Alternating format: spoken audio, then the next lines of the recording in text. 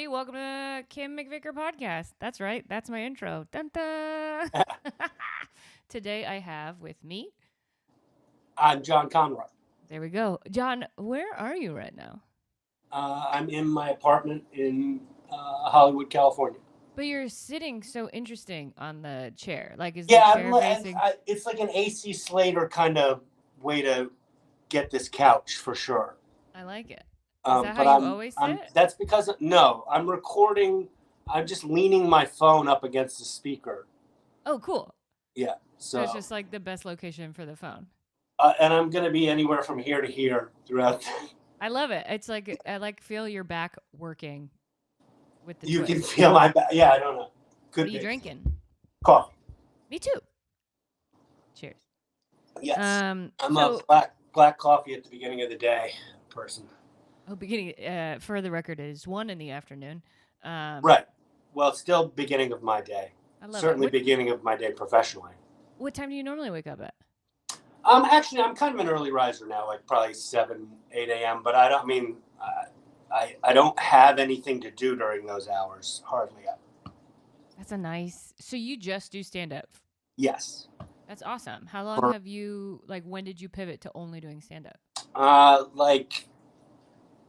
Really like end of 2009. Wow. So this is a very long time. Yeah. That's a nice flex. I like it. No, I took a job during the pandemic for a little bit. I was in car sales. Cool. What and kind I've of had cars? odd jobs that other cool, side gigs other comics have gotten me over the years, but for the last 16 years it's been mostly touring money. Okay, I'm so interested in we'll start with the car thing. How do you sell a car? I can't. I was so bad at it. It lasted 48 days.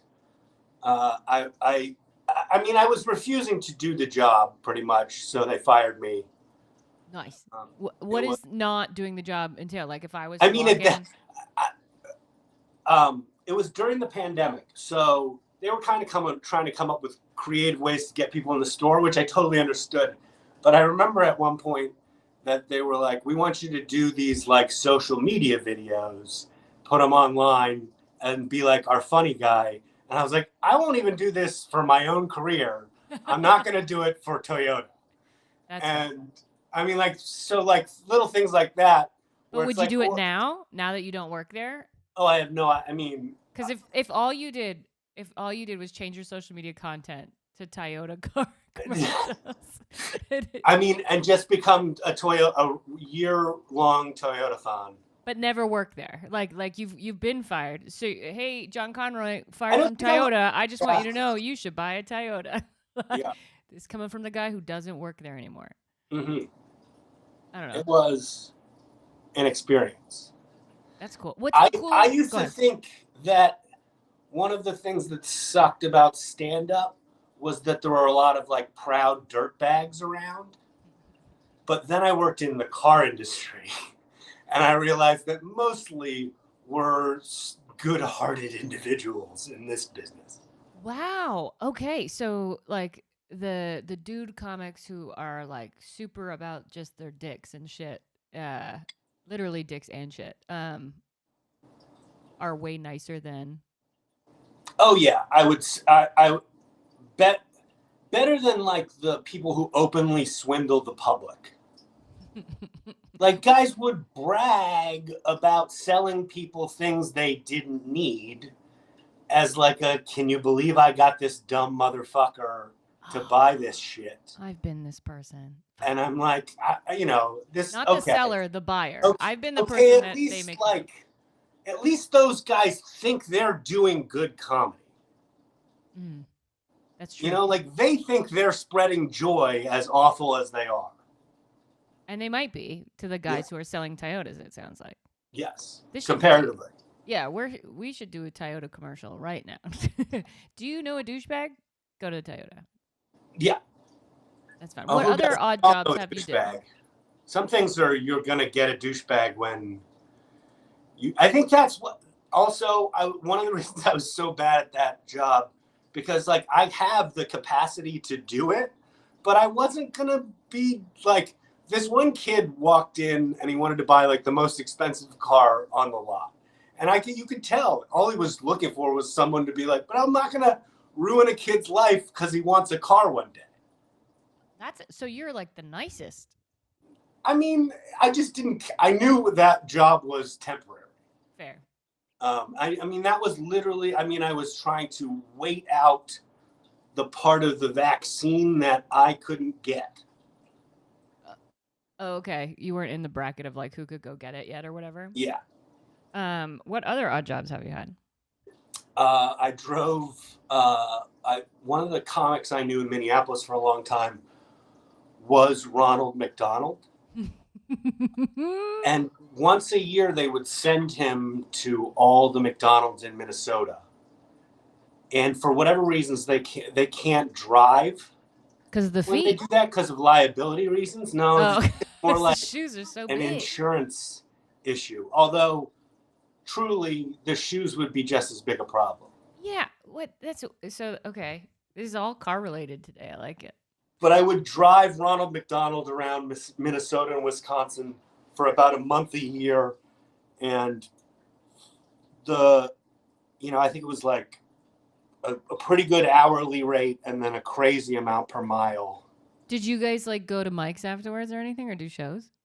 No, he went home to his family most of the time. I probably was doing that then, but I didn't really care enough to talk. It was part of it to not talk about it. Because obviously they don't but like this is a long time ago. Would he talk about it? That program has been cut. I think he can now probably. Okay. But I bet he probably, he's not going to say anything unflattering about what his job was for that many years or anything like that. Also, yeah, it paid his bills, so. Yeah. He was supporting, it's so funny, like comics get all uppity about what kind of choices people make as sellouts and stuff, but jobs like that where you can support a family of 3 and do comedy at night and you're a clown that's what this that's a pretty good landing spot for. Do you think people still have that where they still have like you're a sellout because you did this job? I think that attitude pervades at Mike's all the time. Okay. Of like, we just got here but we're already better than this. I always have this weird like we probably have mutual friends who are what people would identify as homeless, like they live in their car. I don't know how homeless that is to me. That's the problem. But they could have an apartment, but they think that they have to have the struggle in order to make it. And I've had those conversations where I'm like, you don't have to be sad. And you don't have to be broke. No, you shouldn't be. You can be, but you don't have to be. Well, don't do yourself harm to be better at this job. Yeah, it's like I guess people because they want to talk about the struggle, so then they need to feel the enough struggle will find you. That's true. Or you'll just be so fabulously rich that you're out of touch. But take that over living in a car. Don't live in your car. All right, comics, you heard it here. Don't live in your car. Otherwise, you could always be honestly, John. When you were saying how like, it's sellout for him to maybe not that you thought this, but some comics would be like it's a sellout for him to become Ronald McDonald. I love the idea of like Ronald McDonald has a driver. Yeah. Oh yeah. That's well. Fun. Who knows? But what got you into comedy? That was such a fun gig, though. Yeah, who doesn't want to drive around Ronald McDonald all day? That's amazing. And did you get unlimited fries?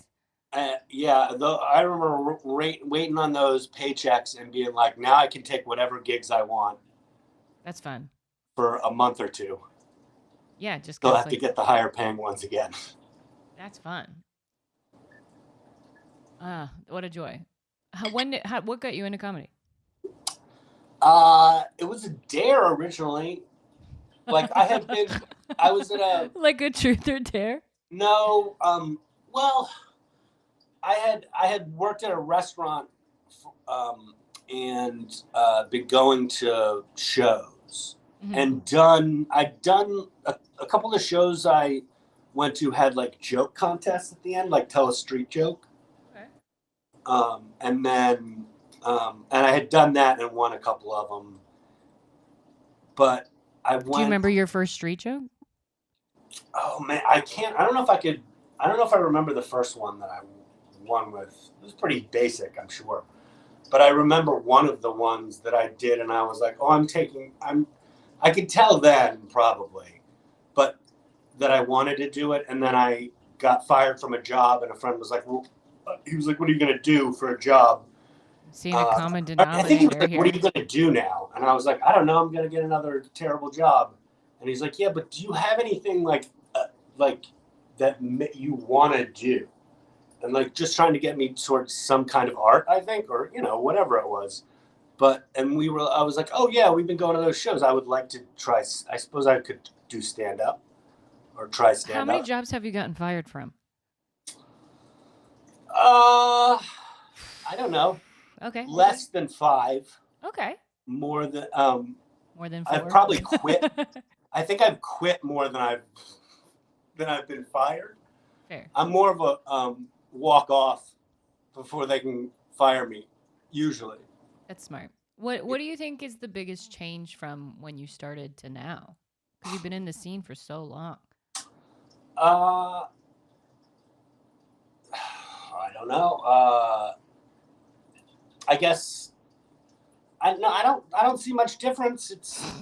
It's still the same job it ever was. Fair. I certainly, sometimes it feels like I don't, it can feel to you like it's getting tougher for whatever variety of reasons, but it feels just as easy now to me as ever. Like I love it. Mm-hmm. And I feel like it took me a little while when I first started to realize that the professional standard is killing, and then. Yeah, it's like when not to. I figured out, when not to do new jokes, I guess is the right way to word it. Because I love doing new jokes, and then it's like, no, you have to do the same. I have a hard time with that. If I've done the same joke 3 times, I'm like, by the 4th show, it's not in it anymore. So go to the 1st and the 4th; they'll be different. Yeah, I think for me, my priorities too have like shifted. When I started, I used to live and die with every show. And now I'm like, okay, go out, try to have a good time, but don't, if it doesn't go well, just go home. That's actually harder. So here's for me. It's not when I bomb; it's the middle ones that hurt. Yes. Like if I Well, bomb or if I'm crushing, I I heard a can guy deal with say, and it. I think this So is a terribly, like, obviously this shouldn't be a hard and fast rule, but it's so funny. And I wish it held true. It's like the hang should be for the people who did well. If you didn't do well, go home, work on your stuff.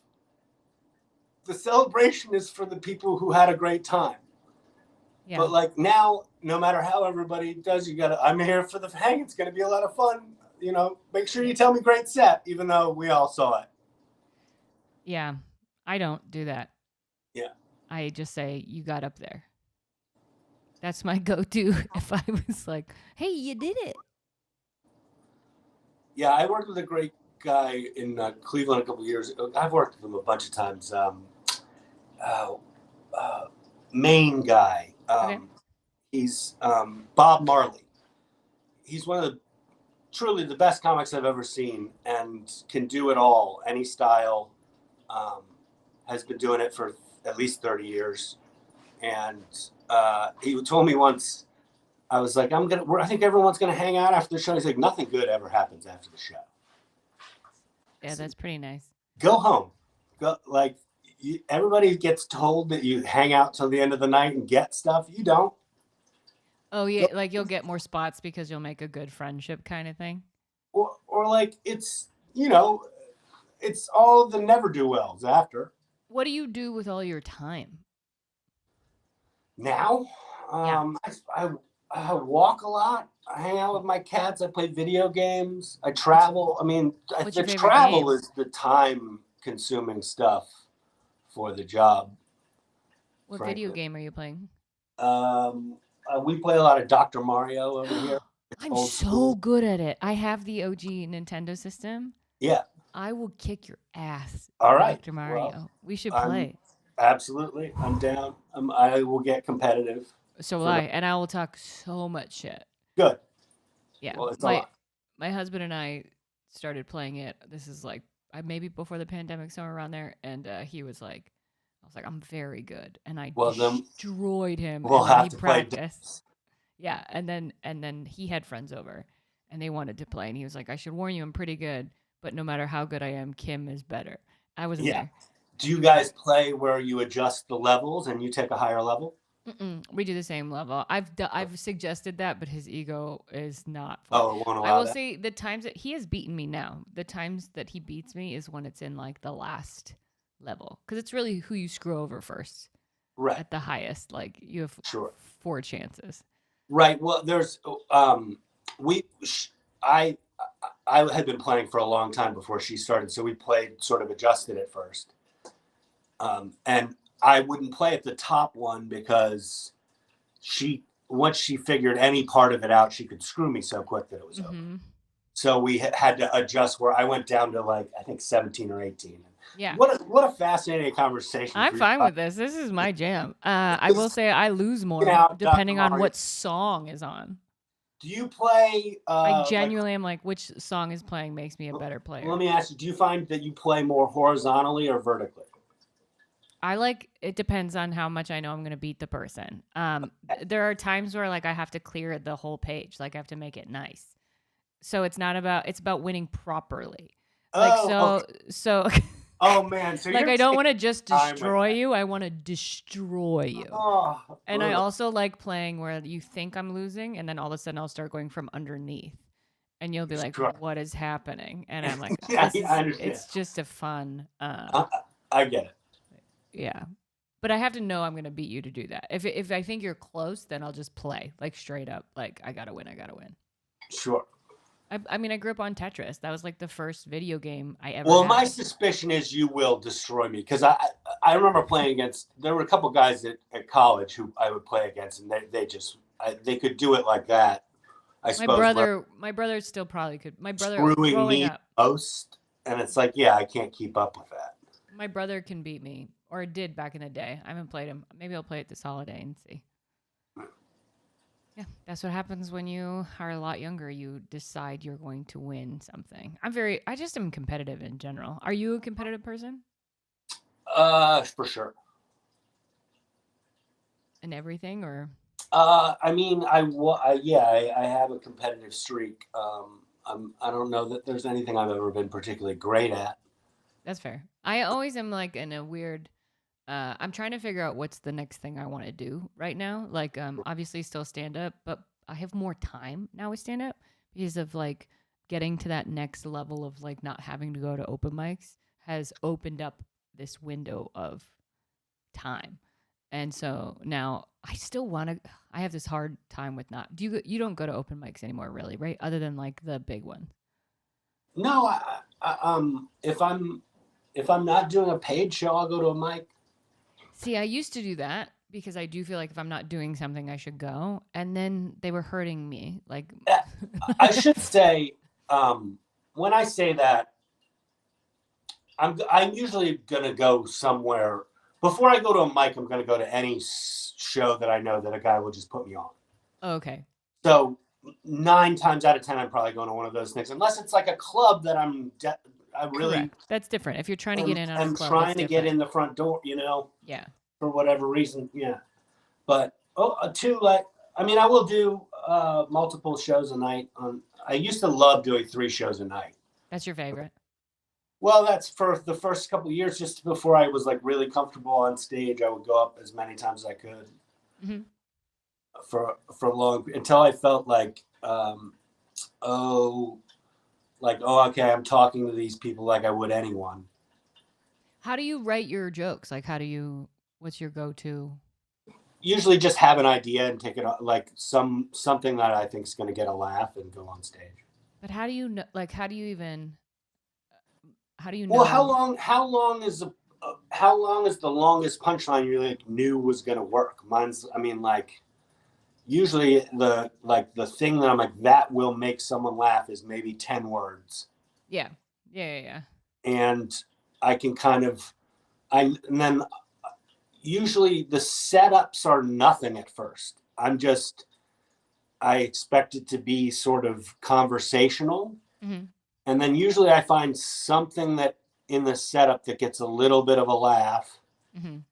and builds to the thing I think is, if I can sneak a laugh here and there just with like the conversational tone to get to the bigger idea. But do you like sit down and are like, I'm going to write a new bit today? No, it's usually just an idea in my head. Okay. And I guess a lot of people say that's writing it on stage, but I feel like it's mostly written when I take it on stage the first time, at least one little part of it. Yeah, it's thought out first. It's, I love the feeling of telling a new joke for the first time. It's my favorite feeling. And it's like, to be like, oh, you guys didn't like that? Or you guys like that? Like, I love that. It's usually got to be an idea that fits a couple things for me. It's got to be, I find it interesting enough to talk about, not covered territory.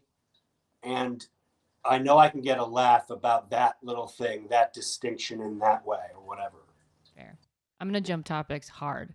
Okay, cool. That cable right in front of you, what is it plugging into? That is the phone? my power cord. I could probably take it out. No. I don't care. I'm just nosy. That's the whole, like the fact that I can see your place. I want to be like, oh, and what's that letter? What's the mail? What's the? Do you see the Nintendo controller? Mm-hmm. Okay. What are you playing on? What's it called? Retron HD. Okay. They have it all on like the TV now too, with like the apps. I can play like Tecmo Bowl and a bunch of other stuff on it too. That's cool. But we mostly play Dr. Mario at this point. Yeah, it's the best one to play. Yeah. This is a commercial for if you couldn't do Nintendo. Is Nintendo not doing good? I don't know. Do they need commercials? That's true. Does it? No, right? Well, there's so many video games now on your phone. I think Mario's safe though as a brand. Yeah, he's got movies. Yeah. That guy became an open micer, he would get a show immediately. I mean, we are talking, this is like some cult classic Mario shit. Dr. Mario is not high on the list of Mario games. It should be. It should be. It's fantastic. It's my favorite. And I prefer it.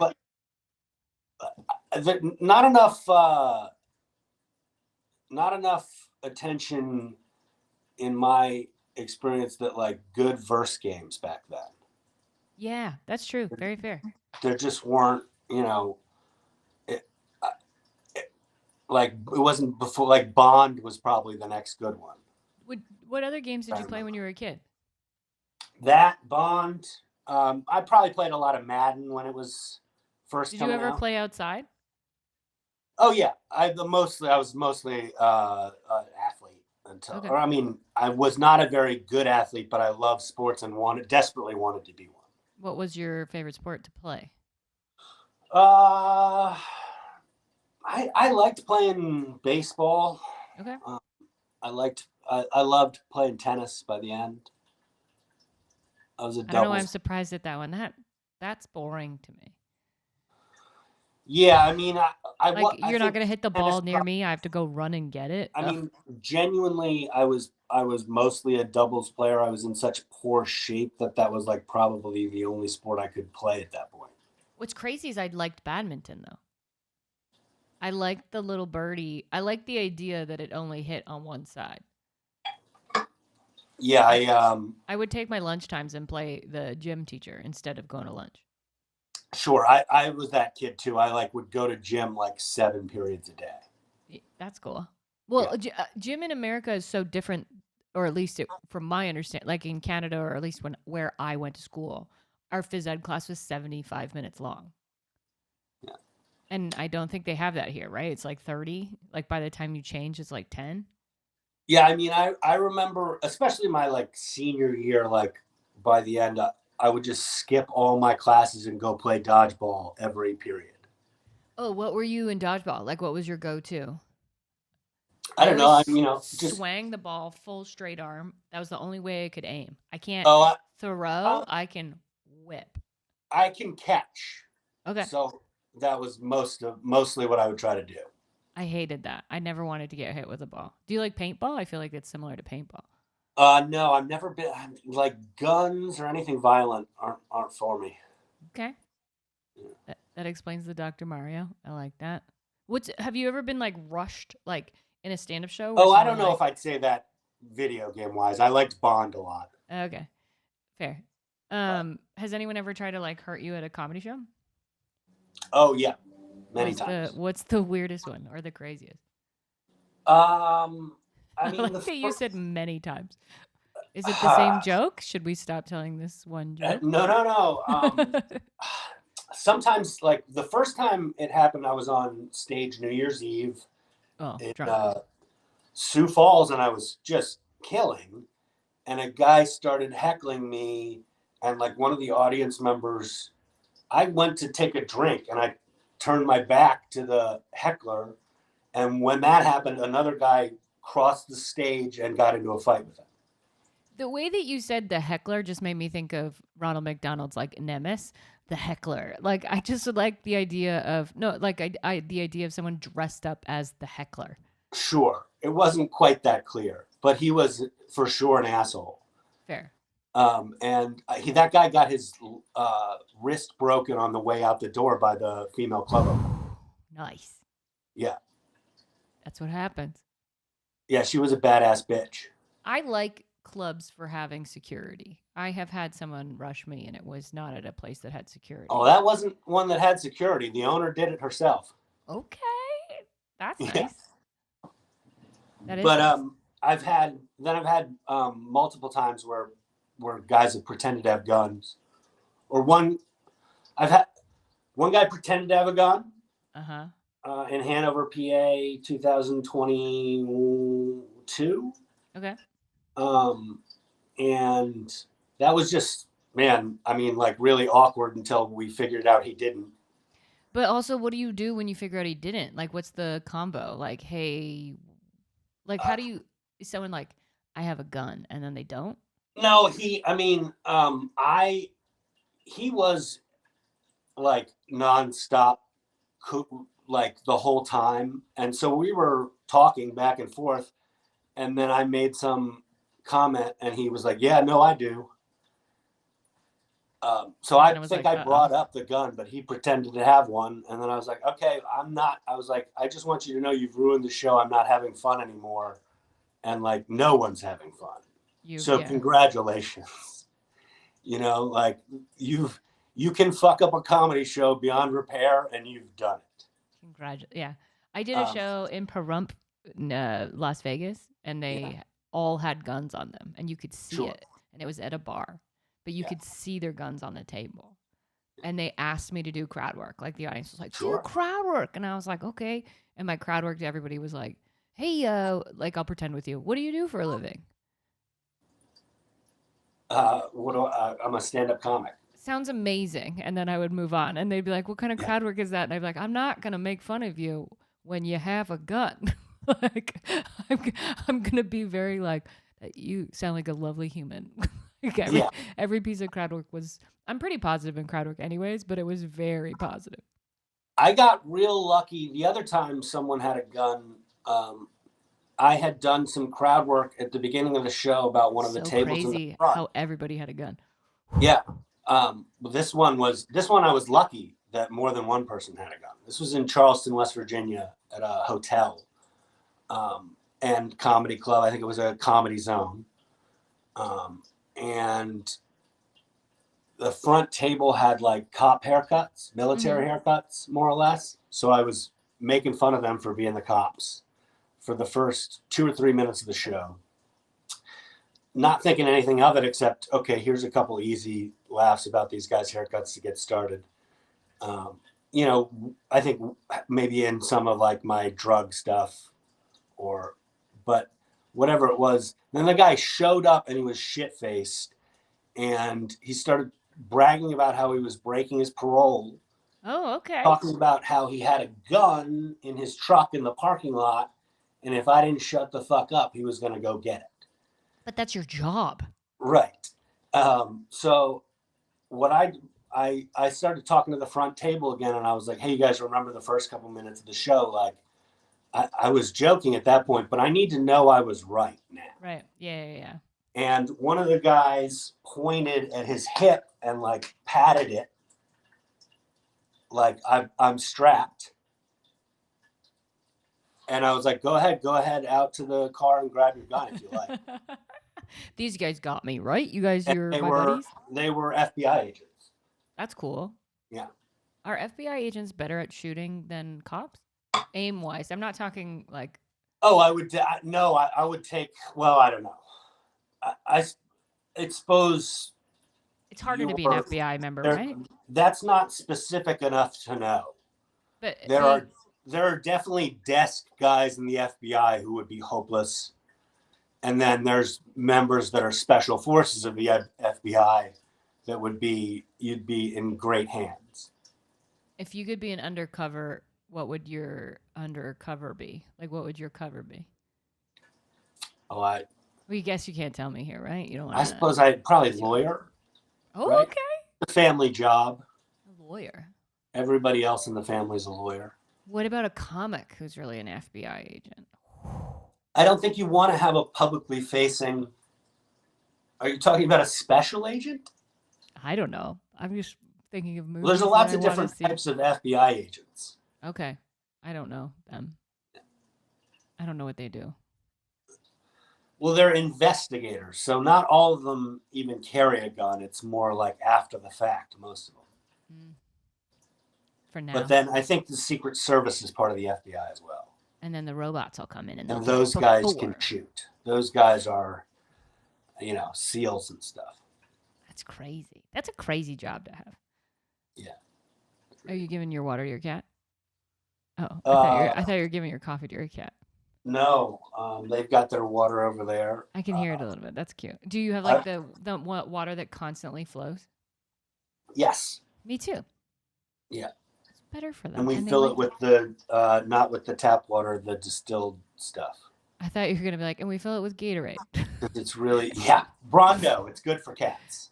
It's so great. That's fun. If you could open a club, what would you name it? Because I feel like clubs, you listed off a few earlier.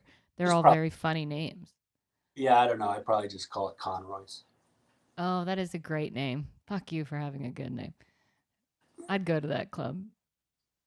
I mean, I'd pay my headliner, so I hope so. Thanks. Would you ever open a club, you think? No. No, I didn't like, I didn't even like, I've never liked producing shows, much less running one. Like people still, I produced a show it was a terrible show. We didn't have much success with it at all for a couple months. 10 years ago, I still get messages like, hey, I'm coming to New York, which I haven't lived in, I don't know, 9 years now. Mm-hmm. Hey, do you have any spot on me for on the bar show that was done 11 years ago? I get Instagram messages a lot to do shows, like one of my shows, and they're always, and I can't talk too much shit because I've definitely reached out via Instagram for other shows, but it's always people who are like, I've been doing comedy for 3 months and I'd like to be on your show. And it's like, not yet. Yeah, I mean, nothing about running the club looks fun to me. Fair, very fair. Yeah. I can't imagine running a club. That's so much work. The thing I'd like to do most is just the live performances. Mm-hmm. How do you get your road gigs? I'm trying to figure out a way to leave social media altogether in favor of just live performance. How do you get your live performances? Try to hit up as many bookers as I can all the time. Like if a comic, because you don't have a touring manager or anything like that, right? No, I've had booking, like guys who book regions of the country who use me a lot. Mm-hmm. But no, I've never had a tour manager or anything like that. But like if there's a new comic listening and they were like, "Oh, I want to start," maybe not new. They've been doing comedy, they have an hour, okay, and they Sure. want to start touring. What would you say is the way to get into a club? To a local, I mean, there's no one way. The best way is to know the owner. Cool. I mean, and hopefully they're not one that's easily distracted because they usually all are. And you want to be there on a Saturday night when they open the books, and then you want to put your names in. I mean, that was the best I had it.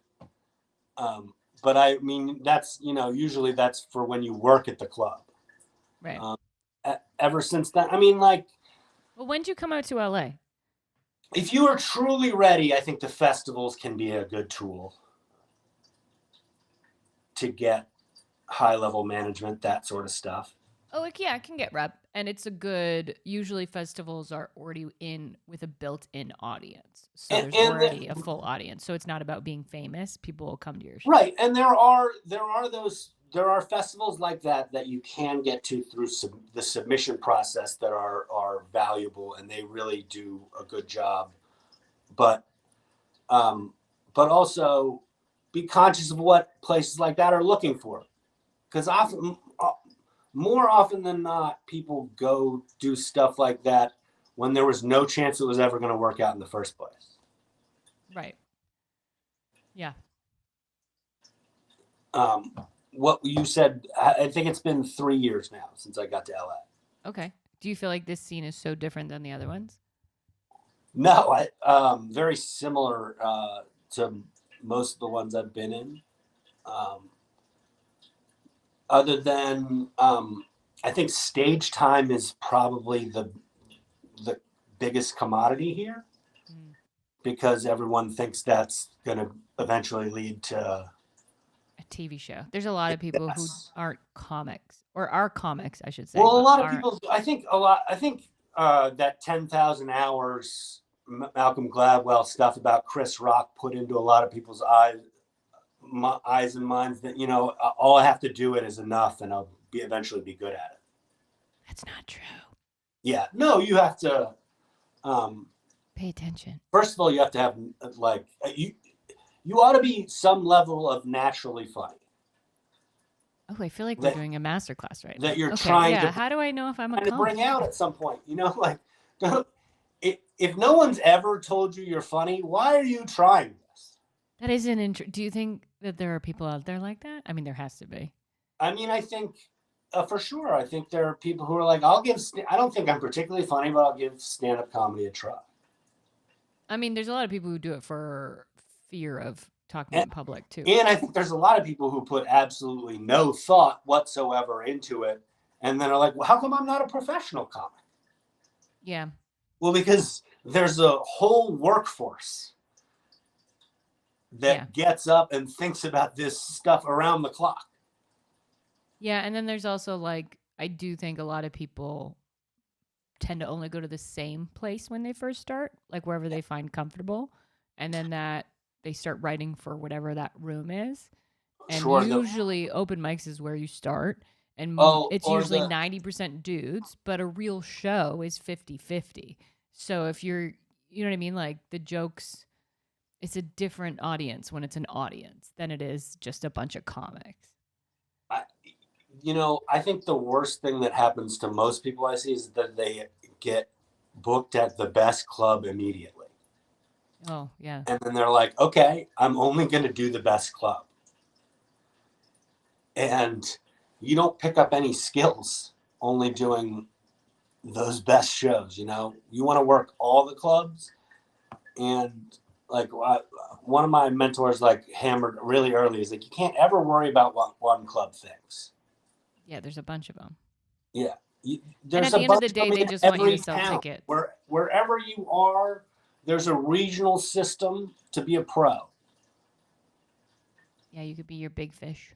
You can be a regional headliner in 15 cities in this country. And that's conservative, right? Right. Yeah. You're not going to be breaking the bank, but especially if you can do clean, you can make a living wage. That's true. I can't do clean, but I don't like to. Yeah, I I don't just want don't. to. I just don't. You It's can not. also you can make the choice not to if you're. I mean, I've Yeah. always been a person. I don't want to do it unless I'm saying exactly what I want to say at all times. I mean, I don't. I do a go-to like bit with clean shows where I just ask them like, if they believe Sure. in religion, and then they always say Well, yes, and then I well, say, "Do you believe in forgiveness?" And then they say I yes. mean, right. You can.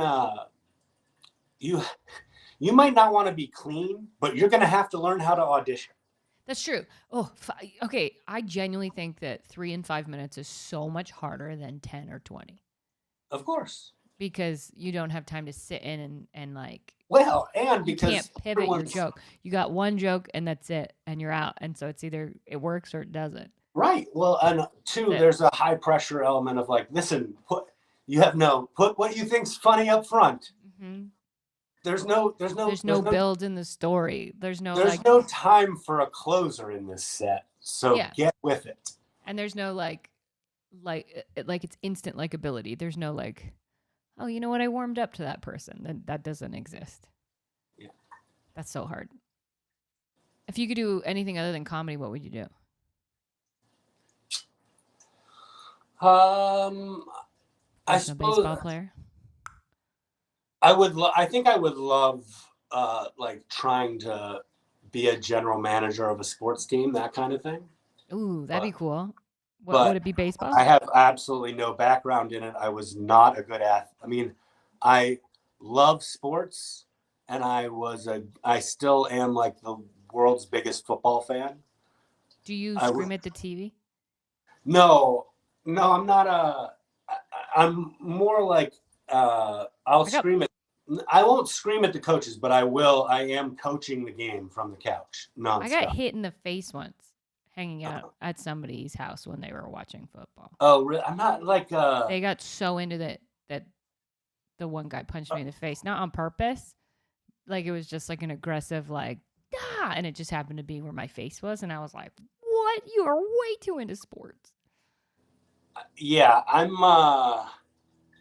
I sort of try to watch from the ref's perspective most of the time, even Oh, as a fan. but Um, it's such a different angle too, right? Because in person, it's so different. well, I think most of the people I don't respect their opinion when it comes to sports. It's like they tell it to you right in front of. They're like, that's not that, and I'm like, well, you're a fan of that team clearly because Yeah. What? you, What? Go you're ahead. acting emotionally when it's so clear that call is up. That's fair. Yeah. Yeah. I'm just wondering, like, where sports are. Like, what's your favorite mascot? I suppose the Irish probably. I Okay. grew up at Notre Dame. I have family that went to Notre Dame. My I've seen father, you with the shirt and the yeah. hat. We went to the Notre Dame SC game just this past weekend. How was it? It was great. What's They your favorite? won, pretty dominating win and lost. It was the first time I've watched those teams in that kind of weather, and it was lovely. Do you normally like get all the food there? Because I feel like food is a big part of sports. I love a hot dog more than anything, so I will get a hot dog. But that's Well, about. from the guy who's, do they still walk down the aisle? Sure. That's cool. Do you Yeah. do that or you go to concessions? Less free. I'll go to the concessions, and the hot dog guys don't come around too often. It's usually the beer guys. Oh, yeah, that's true. I used to be I loved drinking and watching football too. Well, that's what makes sports fun is Yeah, drinking. It's I such an was. interesting thing to watch somebody exercise and just eat like shit and drink like shit and then tell them what they're doing wrong. Like to me, it's one of the funnier things about sports is to be like, this person is working their ass off and then you're eating and drinking and you're like, you suck. It's like, whoa, you couldn't do that. Yes, it is. Too. There's so few things in life that you get to care too much about, and no Mhm. one goes like, "Hey, you're being unreasonable." You will never see anyone like go, "Hey, you're taking the home team's loss too seriously." That's true. Do you think, what are the other things that are like that? I can't. There's nothing else. I That's it. mean, I don't know. Very few people check people who are like that religiously. Oh, that's true. So You know, sports and religion. people are given a wide swath to be as dumb as they want about God. What a joy. I like being dumb about everything. I think it's more fun. I think my Sure, life is more fun that way. it's Uh, fun. That's one of my favorite joke premises, to be intentionally dumb about something. yeah, I like saying the wrong word on purpose and then people losing their mind on me. I also love saying, this is a fact you can Google. It's probably not. And then people are like, what? I'm like, I don't, it feels right. Like, yeah, you can poke a hole in it because I didn't look it up. Sure. Sure. It's Hey, fun. you can Google this. Really? No, false premises are a part of this. Yeah, anyone can Google anything. I just like double downing on things that are not. I don't know. Sounds true to me. Yeah. It's more fun. Cool. If you could be on a TV show, what would be your favorite? What TV show would you want to be on? Or write? Would you rather be a writer or an actor if you got to choose? I wish I had the ability to write on something like John Oliver. Oh, okay. That You do is have the ability. What do you mean? The well, ability. that is the I suppose that would be the gold standard for me as far as a writing job. Because those are like your With kind your of life, jokes. Yeah. sure, to be a part of. I think they are. Um, I think when I'm at my best, it might be a premise like that, but really I don't finish anything. And when they do a story and it's like they're really, getting to the like giving everyone the full scope of something, But which there's so is many people helping. So you could be the starter guy and then oh they for just sure. need to have the finisher. Like you're the guy who hits the ball and then they have the pinch runners. Look, sports reference. What? Oh, For look at sure, you. for sure. So something in that vein, I suppose. Uh, Dale, I loved the Stewart Daily Show back in the day. Okay. Or what's yeah, Colbert's great. Yeah. I think that would be interesting to me to write for late night. Although I don't think I would particularly enjoy it. I mean, we know a These are lot of like people who do. as close to like stand up. Yeah. I don't. One of the things I really love about my own stand up is like I think every joke I have is thick with my own voice. Mm-hmm. Like I don't. There's a stylistic thing I don't want to pass off. I like as much. I think Stephen Colbert is amazing. I have no notes. Uh-huh. He's great. There's nothing he does poor comedically. So I don't want to hear my joke told by someone better. What's I the mean, worst joke you've I ever get that told? that's the job, and I think I'd like to try it, but I know that I won't enjoy it as much as I love stand up. Right. What's the worst joke you've ever told? Do you know? Do you have one? I mean, I remember when, yeah, for sure. I remember when uh, I first started and I had done some like edgy stuff, and I was like, okay, I'm going to really try to push the envelope with some abortion stuff. Oh. And I like went up and like, oh, I mean, I took the show. When I got off, I was working at that club and I was headlining that show. And, it was like a Sunday night, I think. And I think it was a mic into a showcase sort of deal. And I had like workshop a lot of those jokes and people would try to talk me out of them. Mm-hmm. And I've been sort of doing it as like hey, this is going to be like a catchphrase. I'm going to do a lot of this stuff. And I remember that show turned so bad that when I like got off, I was out in like the courtyard and the owner came up to me and he was like, I can't have like that sort of thing. And I go, you think I did that on purpose? Like, I was like, Ken, I'm sorry. Like, I am very, very sorry. I think I just took one of the hardest lessons I'll ever have to take in this business. Because Which is that what? was never my intent. What? I know how much that group of people hated me. And I take and you never pivoted. I wish I could go back in and take the mic and take full responsibility right now, but I'm sure they hightailed it out of there. In their Would car. you ever? Was the lesson to pivot if it's bad? Like, what was the lesson? I'm just like, first of all, trying to do like intentionally like provocative stuff. There's no need. Like, I love doing comedy about difficult topics, but only if they think there's something funny about it. I'm not doing stuff about awful stuff for the sake of it. Right. Like, and that was a line I just was hanging out with all the edgy comics. So I was like, okay, I'm going to really do this one day.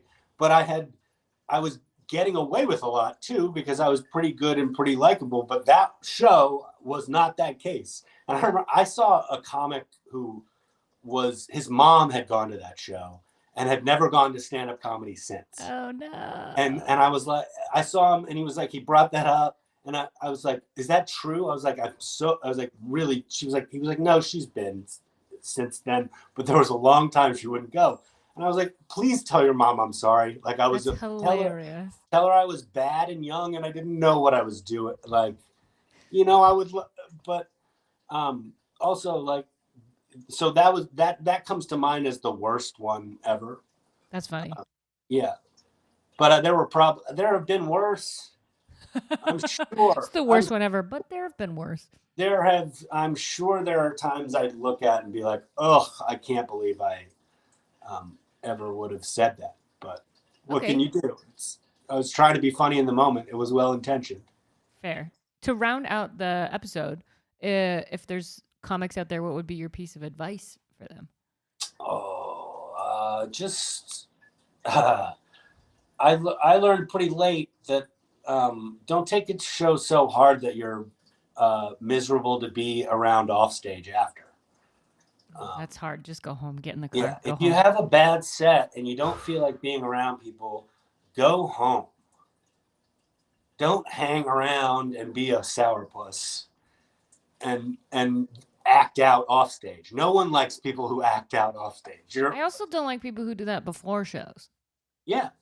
There's people who just come in and are like, you're like, how are you doing? And then it's this long list and it's like, whoa, whoa, whoa, whoa. You're just supposed to say good. It's not. You're going to get me in a weird headspace before I go on stage. Yeah. I don't know. It's weird. Things are great. Yeah. Yeah. Well, thank you for doing this. I really, really appreciate it. Of course. You're the best. I can't wait to beat you at Dr. Mario. What? I'm up for it. Cool. Have a lovely day. Thanks for having me, Kim. Appreciate you.